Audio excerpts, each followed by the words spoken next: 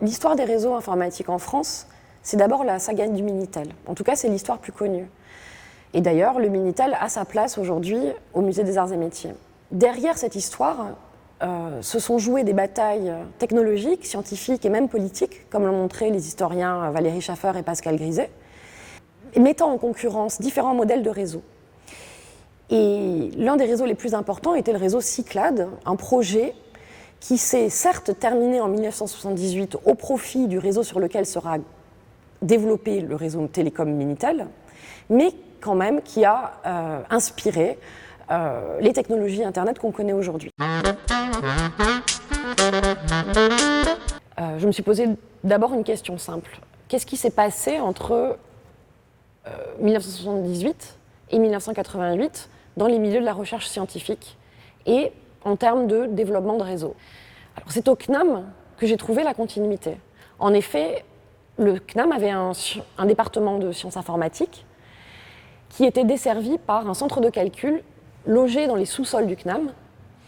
Et dans ce centre de calcul, il y avait une série de machines, des mini-ordinateurs, relativement grosses machines, qui servaient des besoins pédagogiques et administratifs. Sur ces machines, on expérimentait aussi avec un système plutôt d'avant-garde à l'époque, à la fin des années 70, au début des années 80, un système importé des États-Unis qui s'appelait Unix. Sur ces ordinateurs a été installée la branche française d'un réseau international qui était le réseau propre aux machines Unix. Cette branche française s'appelait FNet. Son point de départ, c'est 1983, et on se rend compte que les acteurs qui ont développé ce réseau sont quasiment les mêmes, ou en tout cas sont dans une continuité avec ceux qui ont fait les premières connexions entre la France et les États-Unis d'Internet en 1988. Puis FNet va disparaître dans les années 90, au tout début, alors qu'Internet devient à son tour un réseau relativement commercial et relativement grand public. Alors cette histoire, on peut l'étudier à travers des archives classiques, des archives administratives, celles du centre de calcul, mais aussi en s'entretenant avec les acteurs qui sont pour la plupart tous encore vivants. Mais j'ai voulu me pencher sur des sources peut-être plus originales, plus nouvelles en tout cas, qui sont des documents produits dans l'usage même de l'informatique et des réseaux. On peut les appeler des documents nativement numériques. Les documents nativement numériques sur lesquels je me suis penchée plus particulièrement sont ce qu'on appelait à l'époque des conférences électroniques. Aussitôt une nouvelle liaison créée entre deux machines, à l'international mais aussi sur le plan local, on installe une messagerie électronique et on communique pour continuer à développer ces réseaux. C'est une carte logique envoyée par le biais d'un message électronique depuis les États-Unis jusqu'à la France. Alors, qu'est-ce que c'était cette carte logique ? C'est une schématisation du réseau qui montre toutes les machines connectées. Et cette carte était accompagnée d'un message qui disait « Si vous trouvez votre machine sur cette carte, si vous recevez votre message, alors bingo, vous êtes connecté. »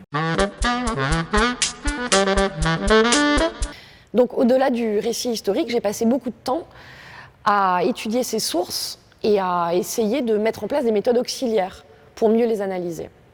Pourquoi ? Parce que ces documents, que sont les courriers électroniques, ne sont pas des documents habituels. Un courrier électronique, en effet, présente un contenu, le contenu du message, mais il porte en lui aussi le cadre de sa transmission et de son interprétation par les machines.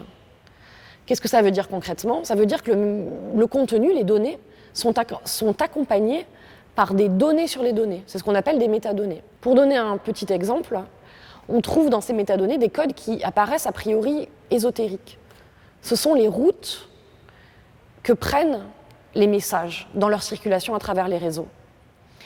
Et pour une histoire qui prend pour cible les communautés d'informaticiens qui s'organisent entre elles, c'est crucial, parce qu'eux-mêmes ont une réflexivité par rapport à la circulation des messages, parce qu'elle est gage d'une transmission optimale sur ces réseaux. Alors après mon postdoc, je suis devenue ingénieure de recherche au laboratoire Histoire des technosciences en société du CNAM. Et c'est vrai que c'est mon intérêt pour la matérialité des sources, notamment ces nouvelles sources numériques, qui m'a conduit à ce travail que j'effectue aujourd'hui. Enfin, suite à ces recherches que j'ai menées au Labex Aztec, j'ai écrit un livre sur l'histoire de ces conférences électroniques sous la forme d'une histoire des réseaux savants d'Internet.